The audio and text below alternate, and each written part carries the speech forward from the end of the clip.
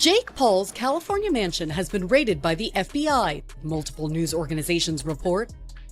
You can see in this aerial footage agents in uniform outside his home in Calabasas. You know what's funny about your brother? Your brother talks more shit than anybody else on the planet. They're trying to sue people when people talk shit. There's people out there saying they're fake fights, they're fixed.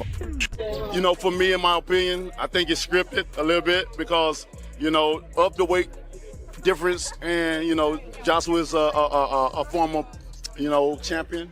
And also, you know, he's current, he's active. That was not a boxing match. Jake Paul had a very healthy fear for his life while he was in there. He was running away. He was trying to get distance. Then he was trying to step in to win this contest. And then he's trying to get out of the way so that he doesn't get hurt again. So here we are again with Jake Paul right in the middle of another massive controversy that might actually finish off this YouTuber turned boxer's wild run. New claims are spreading like wildfire that Paul has been orchestrating his biggest fights behind the scenes, including that massive Netflix showdown with Anthony Joshua. Social media is going absolutely crazy with rumors that he and his brother might even be looking at serious legal trouble because of these supposed setups. Boxing promoters and officials keep hammering home that rigging professional fights would bring major legal heat, but the doubts about whether Paul is actually legit in the boxing ring have hit an all-time high. This is just the latest chapter for someone who's already had the FBI show up at his Calabasas place. Right now, with all these accusations flying around and people questioning his boxing reputation more than ever, everyone's wondering the same thing. Could this actually be what brings down Jake Paul's incredible streak? FBI agents have raided the Southern California home of YouTube star Jake Paul. Federal officials say the search was part of an investigation. Wendy Birch is in Calabasas with what we're learning tonight. Sky 5 was overhead this morning as federal agents entered Jake Paul's Calabasas home located in this gated community off of Mulholland Highway. We counted close to 24 federal agents, some of them in tactical gear, entering the residence. Why they were here and what they were looking for, that remains unclear. The federal search warrant has been sealed and no one is offering any additional information. Boxing experts, retired fighters, and industry insiders have been raising red flags about Jake Paul's boxing matches for a long time, way before any of these arrest stories started making rounds. Everything from hand-picked opponents who were clearly past their best days to weird fight rhythms, suspicious late-round knockdowns, and contracts that supposedly had some pretty strange restrictions. The people who know this sport inside and out keep saying Paul's whole boxing journey has seemed more orchestrated than authentic. Manufactured than earned. Because I've always been curious about this, because, like, you know, you saw the Askren fight, we saw these fights that he went into. The Fury one obviously didn't go the way that I thought it was going to go, just because I was so convinced that, like, Jake had these fights fixed, and there's a lot of people who talk about the fights being fixed because it's just the way it is. Yeah, they tell me that too. They're like, tell me you're not going to take a fall against Paul. Everybody says that to me. I'm like, are you kidding me? You could have paid me all the money in the world. The seasoned voices in boxing keep making the same point over and over. Sure, Paul brings huge crowds and serious money to the sport, but his opponent choices seem designed to avoid any real danger, which just makes people more suspicious that everything's being set up to keep the Jake Paul brand safe instead of actually testing if he can really fight. When you look at all these concerns adding up, each new drama doesn't stand alone. Everything just keeps building this bigger picture that Jake Paul's entire boxing story has been about image manipulation and staying in control instead of embracing the raw and unpredictable nature that makes boxing what it is. What happened to me is what was going to happen to him had he dropped those hands. If I say, Rampage, I'm going to pay you $2 million, right? Let this dude beat you, what you going to do? You're going to feel disrespected, number one. Right? That ain't enough money. For me to do that, I got to be willing to walk away for good. Something like 20-something million where I can invest it and fall off in the shade, because that's what you would have to do. That explosive matchup between Mike Tyson and Jake Paul became the center of attention because of how intense and dramatic everything felt. The internet went completely wild when rumors started spreading about a leaked script that supposedly showed the Jake Paul versus Mike Tyson fight was all planned out beforehand. Audio clips that seemed to support claims about the fight's big moments, including when Tyson appeared to get tired and Paul landed what looked like a decisive knockout, were allegedly all mapped out in advance. A high school graduate in the United States is $1.3 million. Again, that's over the course of the person's entire life. Jake Paul earned 30 times that in one night. People talk about winners and losers. like Jake Paul won and Mike. After beating Mike Tyson, Jake Paul didn't hold back when talking about how the fight went down, with total confidence about his ring performance. Paul made it clear by saying he barely took any real punishment or damage during the bout. This comment really drove home his feeling that he had completely controlled the fight without facing much of a challenge. Paul's supporters went crazy over these comments, treating them like solid evidence of his abilities and proof he was ready to face even the most legendary fighters. But the doubters jumped all over this, pointing out how the fight lacked any real excitement or danger, and started questioning whether Tyson was even really trying to win. Wearing assless chaps though, in the did that moment go viral with his cheeks out? I don't know. It made my stomach hurt. I was seeing it while I was ringside. He had a G-string on, is what he had. Almost. I thought he was completely butt naked. Nah, he looked like a stripper. But yeah, biggest live gate, 18.1 millions in U.S. boxing history outside of Las Vegas. A phenomenal night. I'm sorry I didn't knock him out though, guys. Shut the fuck up. It was crazy when we talked about this. I told him. You kept it respectful at the end. You showed proper respect. You handled yourself well. This latest bout against Anthony Joshua follows the exact same pattern. Fight commentators have been calling this matchup completely ridiculous, highlighting the massive gaps in experience, physical size, and fighting background between Paul and Joshua. Some are straight up calling this whole thing more of a show than an actual sport. A content creator turned boxer with a 12-1 record, getting in there with someone who's been a 2-time world heavyweight champion and has battled against the best fighters on the planet throughout his entire career. Commentary teams have been describing this as completely one-sided, with Paul looking more like someone Joshua's fighting for a big payday rather than a serious opponent, which just adds more fuel to the idea that this whole event is designed for entertainment instead of real competition. Jake Paul, fake Paul I call him, against Anthony Joshua. The heavyweight powerhouse, 2-time world champion. All got a big punch.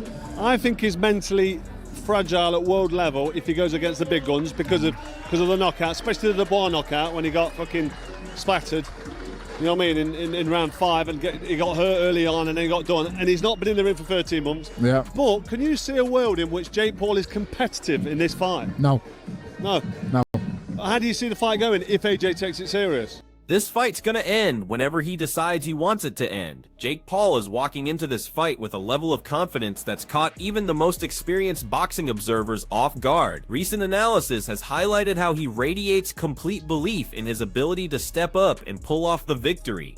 This isn't like some of his earlier fights where things felt different. Paul is coming into this with laser focus and serious determination. The experts watching his training camp keep emphasizing that his mental game is everything right now, and his confidence shows he's combining serious physical preparation with unshakable mental strength. This whole approach makes it clear he's not taking lightly what it means to face a former heavyweight champion, but instead he's treating it like his chance to prove himself on the biggest stage possible.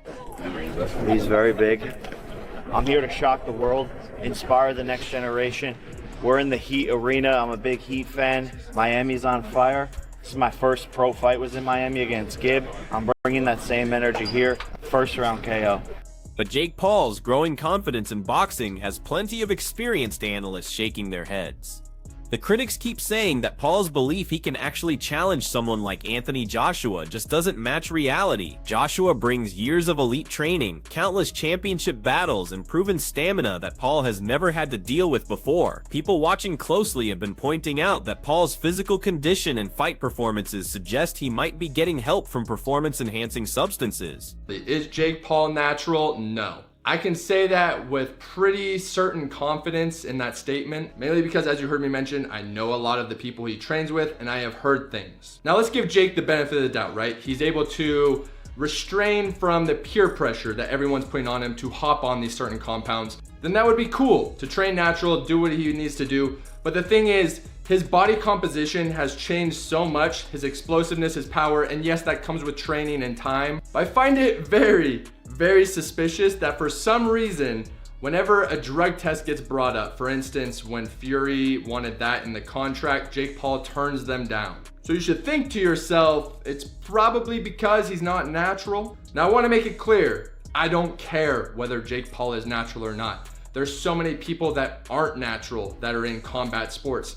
In fact, Tyron Woodley probably is also not natural. Everyone wants that little edge over their competition, and that's where drugs and anabolics come into play. There's certain compounds that are out there that just increase your explosiveness immensely, your recovery, so that you can stay in the same weight class, which is very important for combat sports, whether that's boxing, UFC, whatever type of combat sport you're doing. So that is why you guys have seen so much improvement from Jake Paul. Of course, he has a great circle around him, great trainers, great coaches, a great regimen, but definitely anabolics play a very fundamental role in that. They allow him to train as hard as he does. They allow him to increase his power and speed. And of course, when you think of those concepts, that's essentially the recipe to win in a combat sport. Even with all the drama and controversy, serious money is being put down on this fight, and the betting activity has become its own source of controversy around this whole Paul versus Joshua situation. Regular fans, people who bet occasionally, and even some celebrities have been actively placing wagers on how this turns out, which is just adding more heat to the ongoing argument about whether this matchup is a real sporting competition or just designed for entertainment. What do you think? Is this fight going to be legitimate? I think it's actually, so you think that Jake Paul...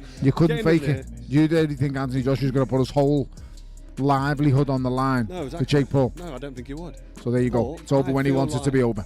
There could be some kind of tacit agreement in the background. How? Where they have a handshake. Then that's illegal. You're going to jail. Exactly, it's illegal. That's what I was going to say. So you can't. Because it's not an exhibition. No, it's a fight. So we're and people are betting on it.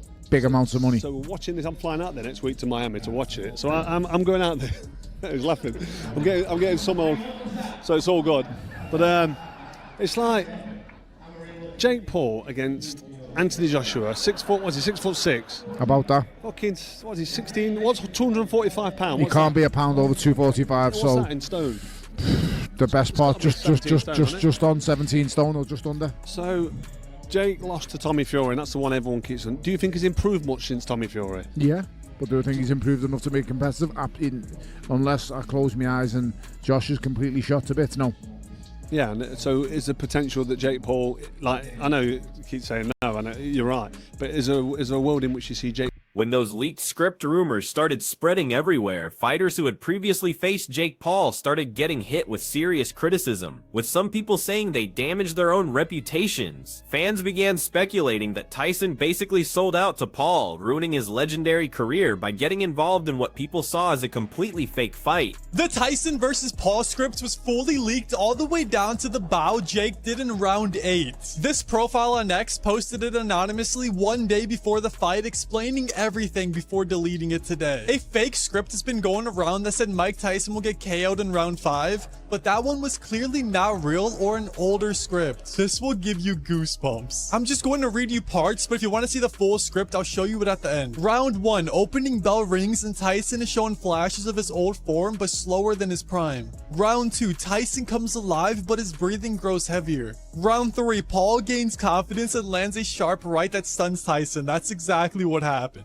Then round 4 and 5, the fatigue sets in strong for Tyson and Jake is landing a bunch of hits. Round 6, Jake showboats, which is the tongue thing he did here. Then on round 7, Jake plays it safe to not KO Mike. And round 8 wins by decision and bows at the end. This is crazy. Subscribe, and if you want to read it yourself, it's right here.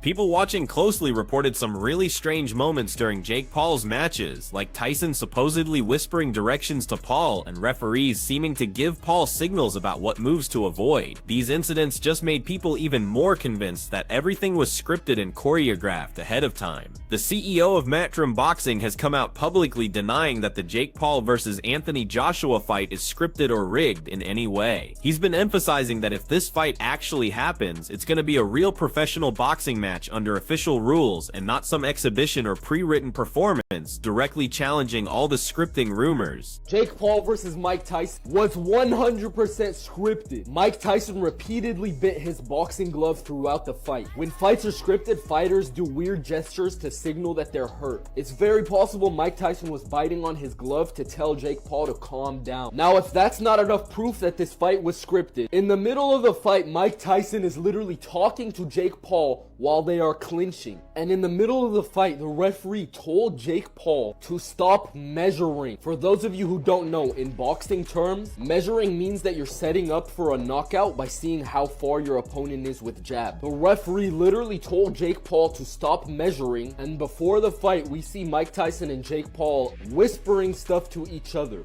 Mike Tyson biting on his gloves, whispering secrets to Jake Paul in the middle of the fight, and the referee literally telling Jake Paul to stop measuring during the fight.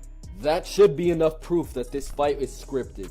Frank Smith has created new controversy around this Anthony Joshua versus Jake Paul fight by warning that this whole event is way more about putting on a show than actual sport. He made the argument that instead of being a real boxing competition, this bout is going to be a spectacle that's completely engineered for entertainment value, not a genuine test of fighting ability. Smith suggested that what fans are actually getting is something designed to generate sales and create shock value instead of maintaining what boxing competition should really be about. By calling it serious entertainment, he raised major questions about how real or competitive this fight would actually turn out to be. Smith also mentioned he's still holding out hope that a Fury-Joshua fight could actually happen. He called that bout the biggest fight that could possibly be made, showing optimism that by 2026, this massive clash will finally become reality. At the same time, Smith warned that boxing involves a lot of empty promises and that plenty of proposed fights never actually happen, suggesting that while fans get excited about these ideas, there are still tons of business and contract obstacles that need to be worked out. People who say Anthony is ruining his legacy just by taking this fight. Fans don't respect what he's done in the sport already. He's an Olympic gold medalist, two-time unified heavyweight champion of the world. I sort of sympathize with him because I feel like if he doesn't beat him quicker than he beat Francis,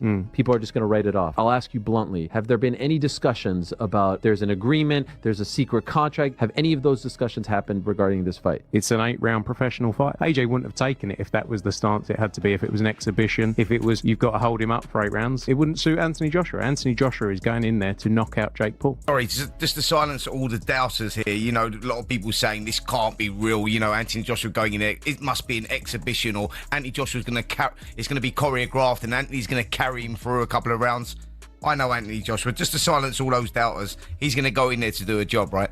It's 100% real. It's 100% real. People asking why is it 8 rounds, not 10? Because I don't think it goes past the first round. So it's, you know, regardless, it's quite irrelevant. I think he steps across the ring and knocks him out, you know, but we're in for a bit of fun and everyone's going to be tuning in.